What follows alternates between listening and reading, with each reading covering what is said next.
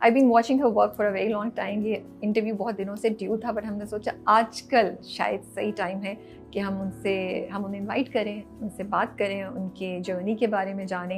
It's always very exciting when I speak to young people और new actors, तो उनके experiences, उनकी learnings बड़ी डिफरेंट होती हैं। आज हमारे साथ हानिया अहमद हैं स्टूडियो में, जो शफक का कैरेक्टर प्ले कर रही हैं, और हम उनसे कुछ बातचीत करेंगे और उनके बारे में जानेंगे। अस्सलाम वालेकुम। अस्सलाम वालेकुम, कैसे हैं आप? मैं ठीक ठाक, how are you? I am fine. तो क्या एक्टिंग का शुरू से शौक था? नहीं, एक्टिंग तो इतनी रैंडमली कभी सोचा नहीं था कि एक्टिंग भी करनी है। Seriously? Yes, I think I was 8 और 9 years old समथिंग। तो बाबा को ऐसे ही, बाबा के फ्रेंड थे, उन्होंने कॉल की बाबा को कि तुम्हारी बेटी है तो एजेंसी में ले आओ ऐसे ही ऑडिशन के लिए। हम गए और वहाँ से ऐसे ही रैंडमली स्टार्ट हो गया, कमर्शियल्स मिलते रहे, कमर्शियल्स किए, देन स्टिल शूट्स किए, करते करते ड्रामा भी स्टार्ट कर लिए।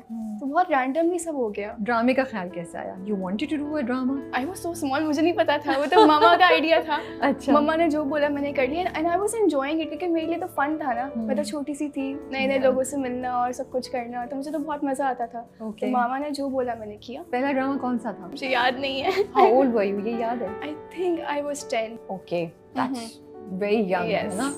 ओके, अच्छा। तो अब क्या शौक हो गया एक्टिंग का? हाँ, अब तो बहुत ज्यादा हो अब गया पैशन है? अब तो इसी को करियर बनाना है। तो फिर पहले बहुत यंग जो कास्ट थी हमारी, हमारे तो पूरा अलग कमरा होता था और हम इतना शोर मचाते थे, हम इतना हंसते थे, इतनी बातें। आपको लगता है कि बच्चों में और पेरेंट्स में कम्युनिकेशन गैप है? आई थिंक बहुत ज़्यादा कम्युनिकेशन गैप है। मेरे और मेरे पेरेंट्स में नहीं है, बट मैं देखती हूँ ना कि जितने भी और मेरी जनरेशन के लोग हैं, पेरेंट्स समझते ही नहीं अपने बच्चों का पर्सपेक्टिव। क्या एक दो चीज़ें आप मदर्स को बोलना चाहेंगी? अक्सर ऐसा होता है कि पेरेंट्स बोलते हैं हम तो आपके दोस्त हैं, दोस्तों के साथ बातें शेयर करो, और एक बात शेयर की फौरन चिल्लाना शुरू हो जाते हैं। तो ये आई थिंक नहीं करना चाहिए। अगर आप बोल रहे हैं कि हम आपके दोस्त हैं, तो दोस्तों के साथ बात समझें। मम्मा मुझे ऐसे ना देखें। सोसाइटी की एक्सपेक्टेशन है आपसे या यंग लड़कियों से जो आपको बहुत इरिटेट करती है? एक तो ये होता है हर वक्त सही तरीके से बैठो, हर वक्त अच्छे से तैयार हो, हर वक्त अच्छे से स्माइल करो, मुंह बना के नहीं बैठो। जैसे मेरा ना रेस्टिंग फेस बहुत बहुत मीन्स है, लाइक दिस। एंड ये होता है कि जेंजी ना आई थिंक अपने बारे में बिल्कुल भी कॉन्शियस नहीं है कि हम कैसे लग रहे हैं या प्यारे लग रहे हैं। तो जो सीन था आपका, शफक को भी पता चलता है, सिद्रा को देखती है, फिर अपने बेड पे बैठी होती है। That was my first scene. I was so nervous, लेकिन अली भाई he helped me a lot. लेकिन जब स्क्रीन पे आया आई वाज सो शॉक्ड कितना अच्छा है। और जब बेड वाले थे, मैं बेड पे बैठ के उसको देख रही हूँ ना इस तरह, उसमें तो मुझे एक्चुअली रोना आ गया था। How was working with them? Talha के साथ? तलहा भाई इज वेरी नाइस। तलहा भाई के साथ तो बहुत अच्छा इंटरेक्शन रहा। मावरा जी से भी बहुत कुछ सीखा मैंने। How do you feel your relationship is with Allah? कुछ भी मेरी लाइफ में अच्छी चीज़ होती है ना, बुरी चीज़ होती है, मैं फौरन नमाज पढ़ती हूँ। I try to stay connected to Allah ताला।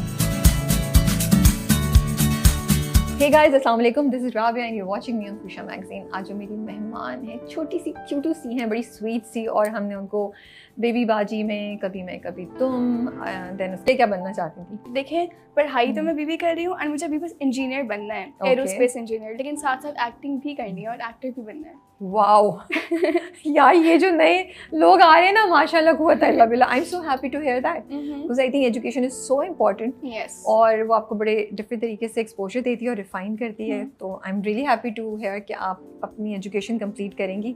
वैसे भी मैंने सुना है आप MUN वगैरह करती हैं, उसमें आपको एक वो क्या होता है, एक कौन सा डेलीगेशन, डिप्लोमेटिक अवार्ड, हाँ डिप्लोमेटिक अवार्ड, वो भी मिला हुआ है। So I was very impressed to see that. So are you at the top of your class? Kind of, yes. मतलब मुझे she's being modest. So top 5 में है? हाँ, top 3? Top 3 भी बोल सकते हैं। माशाल्लाह, is she at the top of her class? First आती है? Yes. जबरदस्त यार, ये तो बहुत अच्छी बात है। बस हो जाता है, पता नहीं कैसे। अच्छा, मामा ना पढ़ाई के बारे में बहुत ज़्यादा स्ट्रिक्ट हैं, तो घर पे फ्री बैठी हुई तो ना बोलती है फ्री नहीं बैठो, पढ़ाई करो, बुक्स निकालो, पढ़ना स्टार्ट करो। तो मम्मा को ये होता है कि पढ़ाई प्रायोरिटी रहे, अगर एक्टिंग करी और साथ साथ पढ़ाई पे बिल्कुल भी इफेक्ट ना हो। तो एक कंडीशन मामा बाबा दोनों ने सेट की हुई है कि अगर एक्टिंग करनी है तो पढ़ाई पे इफेक्ट नहीं आना चाहिए। पढ़ाई पे इफेक्ट आया, एक्टिंग छुड़वा देंगे आपको। तो इसलिए मैं पढ़ाई पे बहुत फोकस करती हूँ। बट प्रेशर फील होता है काम और पढ़ाई दोनों को मैनेज करना, इतने अच्छे ग्रेड्स लाना? नहीं, इतना नहीं होता, क्योंकि मेरे सारे टीचर्स बहुत कोऑपरेट करते हैं। मामा बाबा बहुत कोऑपरेट कर लेते हैं। कभी ऐसा होता है ना कि शूट पे होती हूँ और मेरी स्कूल की ऑफ हो जाती है, मेरा सारा होमवर्क मम्मा करती हैं। हाँ, तो इतना मजा आता है। मैं तो बस बैठी होती हूँ, मम्मा कर लेती है। लेकिन एग्जाम तो मामा नहीं देती ना, एग्जाम वो उसके लिए तो खुद पढ़ना पड़ता होगा। तो आई एम श्योर या कुछ मामा जो भी हेल्प कर सकती है, मेन चीज तो आपको ही देनी पड़ रही है ना। तो आप जो भी चीज कर रही है उसमें आपकी मेहनत और आपकी एफर्ट तो डेफिनेटली है, यू नो। पहले कुछ और बनना चाहती थी, जहन में था कुछ और?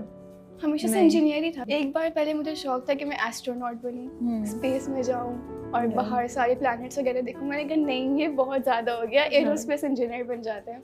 तो कभी टेम्पटेशन नहीं होती कि बस छोड़ो काम वाम और मैं नहीं छोड़ो पढ़ाई और मैं बस इस पे फोकस करती हूँ काम पे? अम्मा से नहीं, कभी नहीं कहने की कोशिश कभी की? भी। मुझे पढ़ाई का बहुत ज़्यादा शौक है, तो पढ़ाई मुझे छोड़नी नहीं है, मुझे पढ़ाई करनी है। मैं सेट पे भी ना हमेशा पढ़ाई करती रहती हूँ। ये सोशल एंग्जाइटी बहुत होती है हमारी जनरेशन को कि यार इतने सारे लोग हैं, इनके सामने जाके बोलना, बात करना, हाथ कांपने शुरू हो जाते हैं। ये बहुत होता है हमारी जनरेशन में। तो आई थिंक इसके लिए प्रोफेशनल हेल्प आपको लेनी चाहिए, या कोई हो आपके पास, कोई दोस्त हो कि आप बात कर सको उससे, उस बारे में।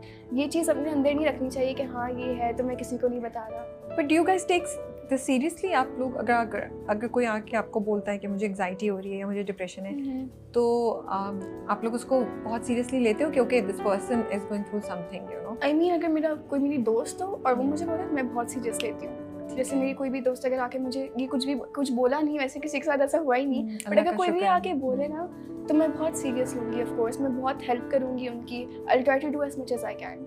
स्कूल्स में क्या हो रहा है? स्कूल कॉलेजेस में क्या काउंसलिंग हो रही है? थेरेपी के बारे में कैसे डील करते हैं? या विद इन क्लास में बुलिंग या कोई भी चीज़ें बच्चों को अगर फेस हो रही है तो स्कूल में क्या हो रहा है आजकल स्कूल्स में? यस, प्रिंसिपल एक्शंस लेती हैं। तो कॉलेजेस में ये हो रहा है ना कि वो मेंटल हेल्थ प्रोग्राम भी निकाल रहे हैं, काउंसलर्स रख रहे हैं आपके लिए। तो बहुत से कॉलेजेस में उन्होंने ये इनिशिएटिव लिया है कि किसी बच्चे की मेंटल हेल्थ ख़राब है, बहुत पढ़ाई का प्रेशर है, तो वो आके बात करें, प्रोफेशनल हेल्प सीख करें। तो आई थिंक बहुत अच्छी बात है ये कि लोग इस बात को बहुत सब अवेयर हो रहे हैं इस चीज़ से कि हाँ इस जनरेशन को होता है ये सब कुछ।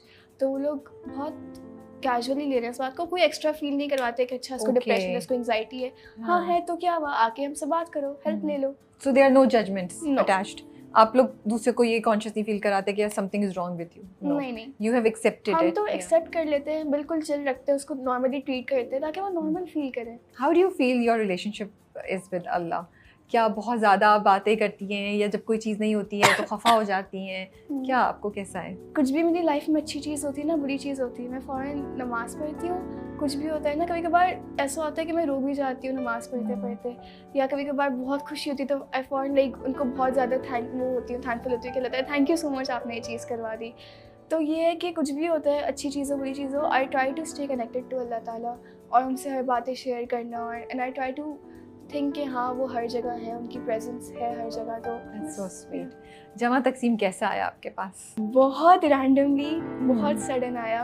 वो वही थे, मेरे CIs चल रहे थे। It was my first CI, तो मैं बहुत नर्वस थी। अपनी पढ़ाई करनी होती है CIs में। CI के बीच में प्रोजेक्ट आया, मेरा पहला CI था। मैं अपना पहला CI देखा है, मम्मा ने मुझे बोला कि प्रोजेक्ट आया, कॉल आई है, तो मम्मा ने मना कर दिया उनको कि नहीं हानिया नहीं आ सकती। मैंने कहा नहीं, बस एक बार अली भाई से मीटअप करवाने लिया, तो मैंने मना कर दिया कि नहीं हो सकता, कि अगले दिन एग्जाम है, CI है, मैं कैसे चली जाऊँ। मैंने कहा बस आधे घंटे के लिए ले आए। मैंने कहा ठीक है चल लेते हैं। हम गए वहाँ पे, मैं बैठी हुई थी, अली भाई आए, बोलते हैं तुम तो वही ना, तुमने मेरे साथ पहले काम किया हुआ है। तो मैंने कहा जी मैंने किया हुआ है। बोला बस हाँ ठीक है डन। तो बस ये हुआ, मैं घर गई, अगले दिन कॉल आ गई कि हाँ ये डन हो गई। फिर डेट्स के थोड़े इश्यूज़ आए कि CIs हैं तो कैसे डेट्स मैनेज होंगी। तो उन्होंने कहा कि जिस दिन CI ख़त्म होगा ना उसी दिन शूट पे आ जाए। मम्मा ने बोला कि नहीं, CI वाले दिन जिस दिन ख़त्म होगा उस दिन हानि एंजॉय करेगी, अगले दिन से शूट। तो फिर यही हुआ, माई CIs ended, I gave my last paper, घर आई फुल चिल, इतने मज़े से मैं सोई, दोस्तों के साथ बाहर गई, फिर नेक्स्ट से शूट स्टार्ट। तो जो सीन था आपका, जो इतनी इस पे बात भी हुई, जब शफा को भी पता चलता है जी और वो सिद्रा को देखती है, फिर अपने बेड पे बैठी होती है, उसकी आंखों में बहुत आंसू होते हैं, वो बहुत अपने अच्छी परफॉर्मेंस दी थी। But thank you so much for your time and we are enjoying your performance and we wish you all the best. आप अपना ख्याल रखिए। अल्लाह हाफिज़।